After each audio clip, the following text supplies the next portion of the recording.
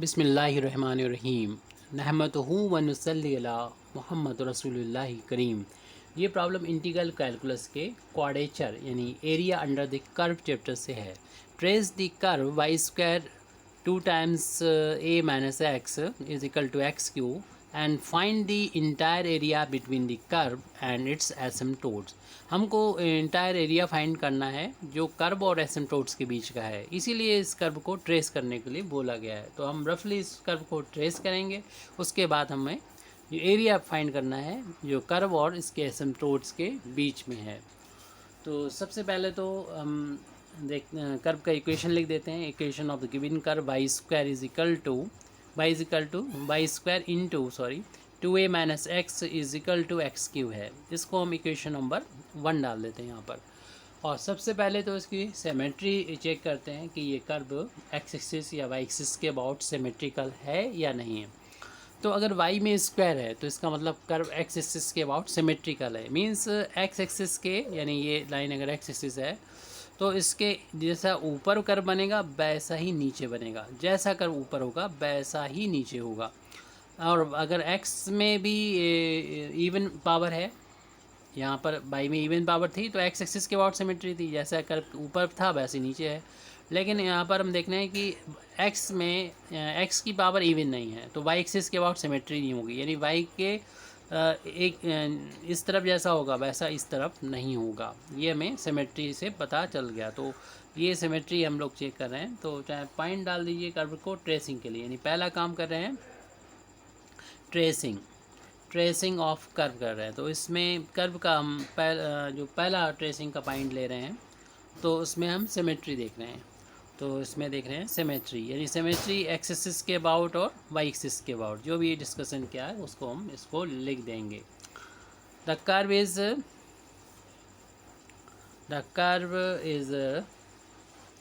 Symmetrical. अगर ये only find entire area होता तो हम ये भी नहीं लिखते, क्योंकि इसमें ट्रेस करने के लिए लिख दिया है इसलिए इसको लिख दे रहे हैं। The curve is symmetrical about the x axis. लेकिन एक्चुअल में ये इसीलिए कर्व ट्रेस करा रहे हैं ताकि हम एरिया फाइंड कर सकें और हम एसिम्प्टोट्स फाइंड कर सकें। और इसमें एक्स एक्सिस के बाद सिमेट्री है, वाई एक्सिस के बाद सिमेट्री नहीं है तो हम इसको नहीं लिखेंगे, क्योंकि जो चीज़ नहीं है उसे नहीं लिख रहे हैं, जो है उसको ही लिख दे रहे हैं। अब दूसरा हम देखें कि कर्व क्या ऑरिजिन से पास हो रहा है। अगर यहाँ पर देखें कर्व के इक्वेशन में कोई कांस्टेंट टर्म आपको नज़र ना आए तो ये कर्व जो होगा वो ऑरिजिन से पास हो रहा है। क्योंकि हम देख रहे हैं अपने इस इक्वेशन में हमारा कोई भी कांस्टेंट टर्म नहीं है, तो the curve passes through origin से पास हो रहा है, ये हमें पता चल गया। और क्योंकि ये कांस्टेंट नहीं आपको पता ही है, क्योंकि ब्रैकेट ओपन होगा और वाई स्क्वायर का इसमें इंटू होगा तो 2a वाई स्क्वायर ये टर्म है, यानी वेरिएबल टर्म है। अब जब ऑरिजिन से पास होता है तो हम ये भी देख लेते हैं कि जो ऑरिजिन से अगर कर पास हो रहा है तो ऑरिजिन का नेचर क्या है, यानी वो कस्प है या नोड है या जो भी पॉइंट हो उस तरीके मल्टीपल पॉइंट हो, कैसा है वो देख लेते हैं। तो इसके लिए हम इसके जो लोवेस्ट इस इक्वेशन का जो लोवेस्ट डिग्री टर्म है उसको ज़ीरो के बराबर पुट कर देते हैं।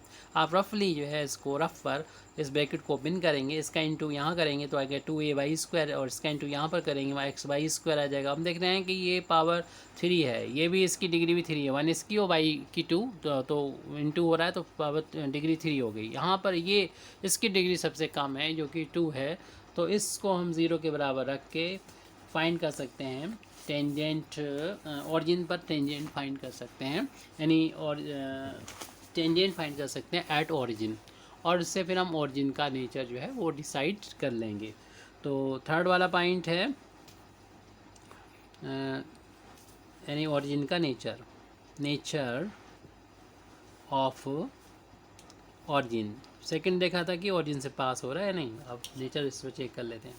तो नेचर चेक करने के लिए जैसा कि भी बताया कि लोवेस्ट जो डिग्री टर्म होंगे उसको हम इक्वेट कर देंगे, इक्वेटिंग टू ज़ीरो के बराबर रख देंगे, equating to zero the lowest यानी सबसे कम जो डिग्री वाला टर्म है इक्वेशन में, टर्म इन इक्वेशन नंबर 1, उसको हम रख देंगे 0, यानी 2a/² को 0 के बराबर। 2a तो इंटू में कांस्टेंट है, तो 0 अपान में करेंगे 2a तो y² की वैल्यू भी 0 आ जाएगी, यानी y की वैल्यू 0 आएगी, लेकिन स्क्वायर है तो y की वैल्यू ये 2 बार 0 है। अगर 2 बार 0 है तो इसका मतलब हमारा ऑरिजिन है वो कस्प हो सकता है।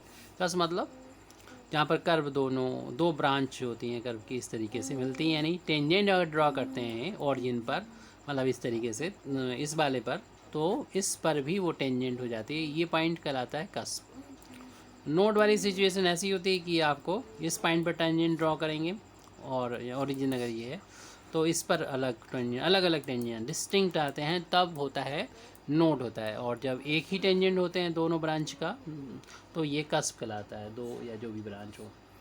तो जब हमें ये पता चल गया यहाँ पर, उसके बाद अगला हम एसिम्प्टोट के बारे में भी कह सकते हैं, या हम y की वैल्यू भी फाइंड करें तो उससे भी हम एसिम्प्टोट से अंदाज़ लगा सकते हैं, क्योंकि इक्वेशन ऑफ कर्व जो है वो यहाँ से पता चल रहा है y² 2a - x = x³ है। तो इसी को देख के हम अंदाज़ लगा सकते हैं कि हमारा ये जो एसिम्प्टोट है वो क्या होगा। y² की वैल्यू यहाँ से फाइंड करेंगे तो ये अपान में x³ के अपान में आ रहा है 2a - x, तो यहाँ से पता चल रहा है कि ये वैसे तो आपको मालूम ही है कि एसिम्प्टोट इसके मैक्सिमम 3 एसिम्प्टोट्स हो सकते हैं, और उसका एक प्रोसीजर है, उस पर हम लोग नहीं जा रहे हैं। लेकिन यहाँ पर देखेंगे x की वैल्यू अगर हम 2a रख देंगे तो इन्फिनिटी अपान में 0 होने से y की वैल्यू इन्फिनिटी आ रही, तो बस यही पॉइंट इसी से हमें मिलेगा। यानी x जैसे जैसे 2a की तरफ बढ़ेगा वैसे y की वैल्यू इन्फिनिटी तक बढ़ेगी। यही एसिम्प्टोट्स की डेफिनेशन है, यानी यहाँ पर x = 2a जो होगा वो एक एसिम्प्टोट्स हो जाएगा। तो हम यहाँ पर लिख भी सकते हैं और इसका यूज़ आगे कर लेंगे, y की वैल्यू भी फाइंड कर लें। यहाँ से स्क्वायर हटाएंगे, स्क्वायर रूट लगेगा, तो ये 3 जो पावर है उसे 2 पार्ट में बांटते हैं, x और x² में। तो x² तो x की फार्म में बाहर आ जाएगा, स्क्वायर रूट के अंदर x एक पावर बचेगी और 2a - x बचेगा। इसको इक्वेशन नंबर 2 डाल दें, आगे चल के यूज़ हो सकता है ये, या ये ऊपर वाला भी यूज़ हो सकता है, जो भी है। अब हम एसिम्प्टोट की बात कर लेते हैं। ये वैल्यू इन्फिनिटी कब होगी? जब x की वैल्यू 2a के इक्वल होगी, यानी यहाँ पर हम लिख देंगे कि y की वैल्यू इन्फिनिटी तब होगी एस x की वैल्यू जब 2a के इक्वल होगी। तो यहाँ पर कह सकते हैं x = 2a is asymptote. Asymptote एक ऐसी लाइन होती है जो ऑरिजिन से तो एक कांस्टेंट यानी एक फाइनाइट डिस्टेंस पर होती है, लेकिन ये कर्व को टच करती है इन्फिनिटी पर मानी जाती है। तो जितने भी अभी पॉइंट्स आ चुके हैं उनके बेस पर कर सकते हैं, लेकिन अभी यहाँ से और भी रिजल्ट निकलेंगे, तो रफली उससे पहले हम थोड़ा सा बना लेते हैं। ये पता हो गया हमें कि ये कर्व जो है वो एक्स एक्सिस के अबाउट सिमेट्रिकल है, जैसे ऊपर बनेगा वैसे नीचे बनेगा, ये पता हो गया। ऑरिजिन से पास होता है, ऑरिजिन का नेचर भी कस्प पता हुआ है, और वो इस तरीके से है। ज़रूरी नहीं कि इस डायरेक्शन में, वो आपका ऑरिजिन पर नेचर है, वो ऐसे भी हो सकता है और वो ऐसे भी हो सकता है। अभी कोई भी आइडिया हम लोगों के पास मौजूद नहीं है कि कैसे बनेगा, लेकिन जैसे कर्व ऊपर बनेगा एक्स एक्सिस के वैसे नीचे होगा और ऑरिजिन कस्प होगा, ये तो हम लोगों को पता चल चुका है। अब इसमें जो हम लोग दूसरा ये पॉइंट है, ये x = 2a।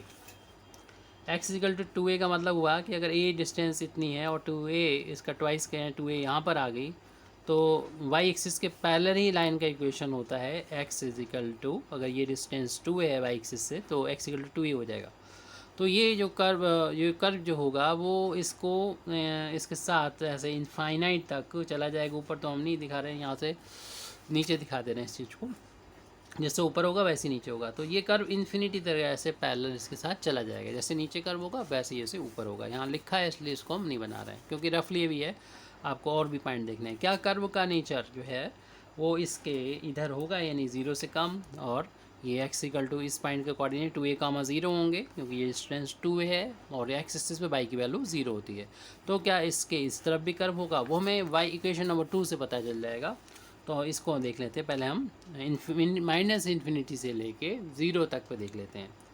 तो इसके लिए देखते हैं कि हमारा y की वैल्यू क्या होगी। तो वैन एक्स की वैल्यू जो है वो माइनस इन्फिनिटी से लेके ज़ीरो तक हो, यानी इसमें से हम कोई एक पॉइंट ले लें, जैसे कि इसके पास में माइनस ए ले लें रफली, और इसमें माइनस ए रख के देखते हैं कैसा इसका साइन आएगा।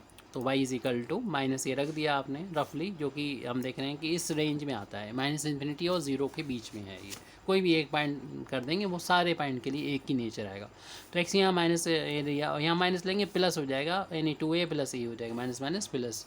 तो इस तरीके से ये तो डिनोमिनेटर में पॉजिटिव आ रहा है लेकिन न्यूमरेटर में निगेटिव आ रहा है। कुल मिला के स्क्वायर रूट के अंदर जो है वो निगेटिव वैल्यू आ रही है, जो कि इमेजिनरी होगी। तो हम कह सकते हैं कि y की वैल्यू तब मिलेगी y इज़ इमेजिनरी। इमेजिनरी का मतलब ये हुआ कि कर्व का कोई भी पोर्शन जो होगा वो x इन इस यानी x की वैल्यू माइनस इन्फिनिटी से लेके ज़ीरो के बीच में कोई भी पोर्शन कर्व का नहीं होगा।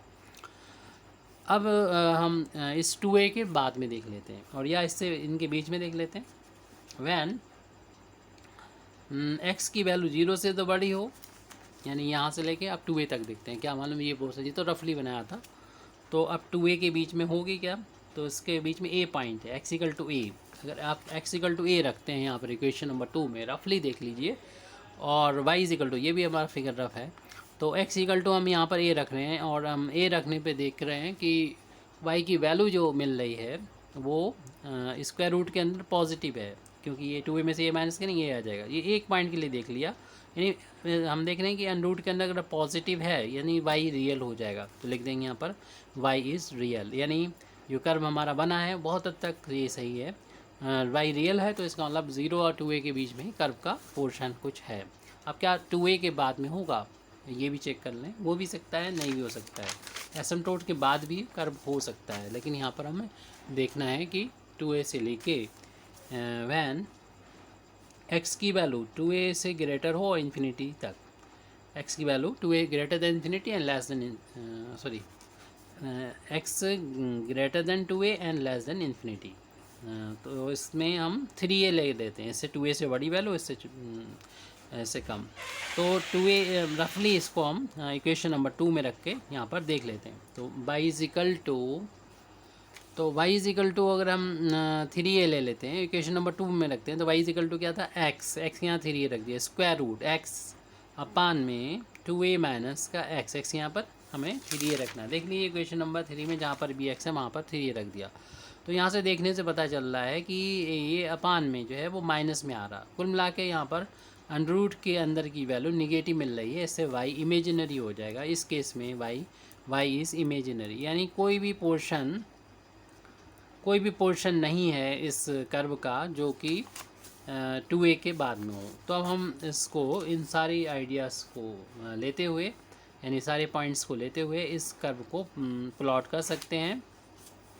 ये हमारा x एक्सिस है, ये y एक्सिस है, जो कर्व पीछे बनाया था उसी जैसा ही बनेगा, क्योंकि कोई पोर्शन कर्व का इस 0 से कम नहीं है, और ना ही ये 2a के बाद भी, x इक्वल टू 2a के बाद भी नहीं है। ये डिस्टेंस यहाँ तक 2a के बराबर है, और कर्व जो है ये एसिम्प्टोट है और यहाँ कस्प है, तो वो ये कर्व इस ऑरिजिन पे कस्प भी मिल चुका है। y इक्वल टू 0 आया था वहाँ पर, वो टेंजेंट था ऑरिजिन पर। ये चीज़ जो निकली थी वो हमने लिख दिया था, इसे क्या मिलेगा ये नहीं लिखा था।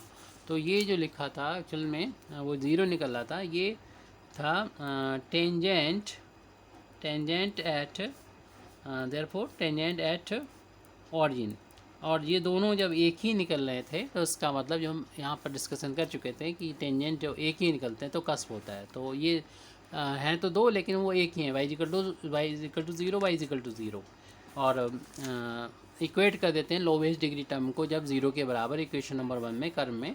तो उससे जो y की वैल्यू अगर जो मिलती है वही टेंजेंट एट ऑरिजिन होता है। तो टेंजेंट एट ऑरिजिन हमने फाइंड किया था, वो मिल गया था, और दोनों एक ही थे इसलिए कस्प हो गया।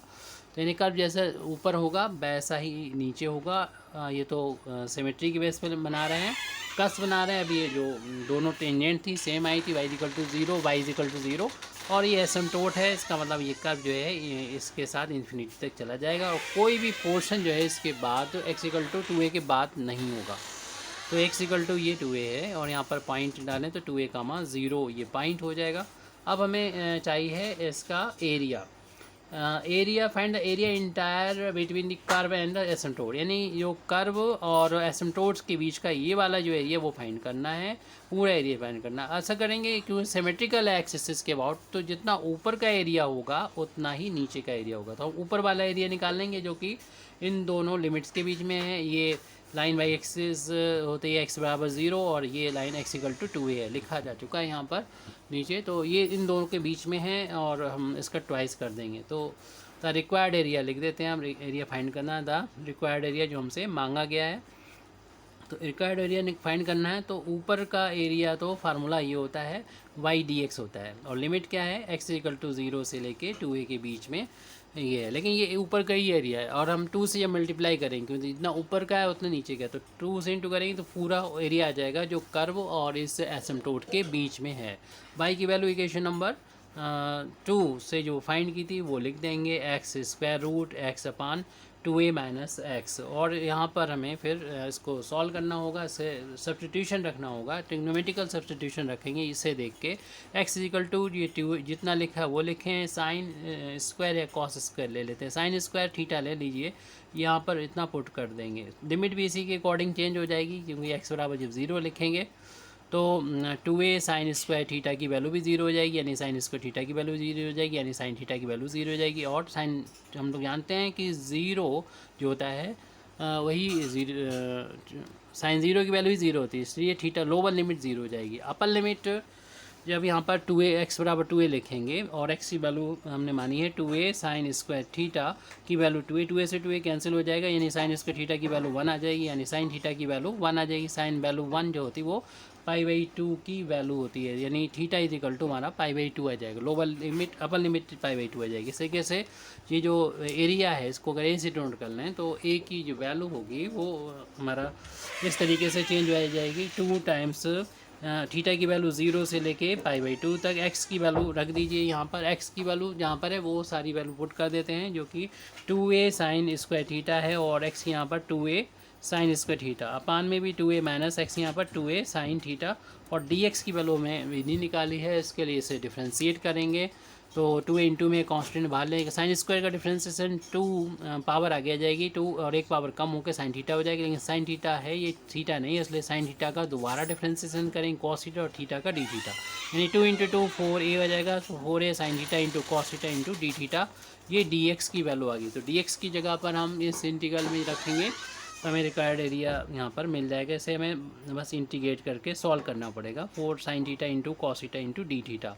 अब यहाँ पर 4a और 2a को इसे इंटीग्रेशन के साइन से बाहर ले लेंगे, 2 पहले से बाहर था और 2a भी बाहर आ गया और ये 4a बाहर आ गया, बचा है 0 से π/2 के बीच में लिमिट साइन स्क्वायर थीटा, ये 2a कॉमन ले लीजिए पहले, 2a साइन स्क्वायर थीटा तो है, ये 2a को कॉमन लिया तो ये 1 माइनस का ये साइन स्क्वायर होगा, साइन स्क्वायर थीटा बचा है, और ये 4 बाहर हो चुका है, ओनली बचा है sine theta into cos theta into D theta. 2a से 2a ऊपर नीचे यहाँ पर कैंसिल हो जाएगा, और 1 माइनस साइन स्क्वायर जो होता है वो कॉस स्क्वायर के बराबर होता है, ये आपस में इंटू कर देंगे तो 16 टाइम्स a आ जाएगा, और यहाँ पर a इंटू a स्क्वायर हो जाएगा, 16a स्क्वायर हो जाएगा। लिमिट 0 से π/2 है इंटीग्रेशन की, साइन की एक पावर जोड़ के ये 2 में एक जुड़ जाएगी, 3 पावर हो जाएगी, और यहाँ पर अभी स्क्वायर रूट अप्लाई कर दीजिए, साइन स्क्वायर थीटा अपान में 1 माइनस कॉस स्क्वायर की वैल्यू भी 1 माइनस साइन स्क्वायर की वैल्यू जो होती है कॉस स्क्वायर के बराबर होती है,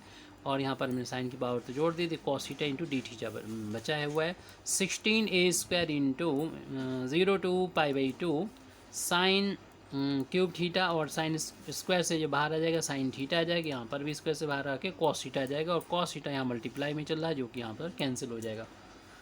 तो हम देख लेंगे ये वैल्यू आ गई 16a स्क्वायर इंटू लिमिट 0 से π/2 साइन की पावर 3 पावर और ये 1 पावर साइन की पावर 4 हो जाएगी। यहाँ पर वैलीज़ फार्मूला का यूज़ करते हुए इसे आसानी से सॉल्व कर सकते हैं। वैलीज़ फार्मूले के लिए आप दूसरे वीडियो भी देख सकते हैं, हमारे इसी में होंगे कोशिश करेंगे कि डिस्क्रिप्शन में लिंक प्रोवाइड कर दें आपको, नहीं तो आप इसी से समझ सकते हैं। लिमिट 0 से पाई/2 होना चाहिए, साइन हो या कॉस हो, ये पावर पॉजिटिव इंटीजर है। तो आप क्या करेंगे, ये पावर जो 4 है वो नीचे लिख देंगे, इससे एक कम ऊपर लिखेंगे, उसके बाद इसमें से 2 कम करेंगे और इसमें से भी 2 कम करेंगे। यहाँ पर अगर 1/2 आ जाए तो आप यहाँ पाई/2 से मल्टीप्लाई कर देंगे। यहाँ पर अगर 2/3 आएगा तो सिर्फ 1 से इंटू कर देंगे, यानी यहाँ पर बात खत्म हो जाती। क्योंकि 1/2 आया तो पाई/2 से इंटू कर देंगे, वैल्यू इस फार्मूला यहाँ पर अप्लाई होगी, ये वैल्यू आ गई। और देख रहे हैं ये भी अपान में इंटू करेंगे, 4 × 2 8 हो जाएगा, 8 × 2 करें 16, तो 16 से 16 ये कम्प्लीटली कैंसिल हो रहा है और 3 टाइम्स हमारा आंसर आ गया है। 3 टाइम्स पाई ये लिख दिया और a² ये।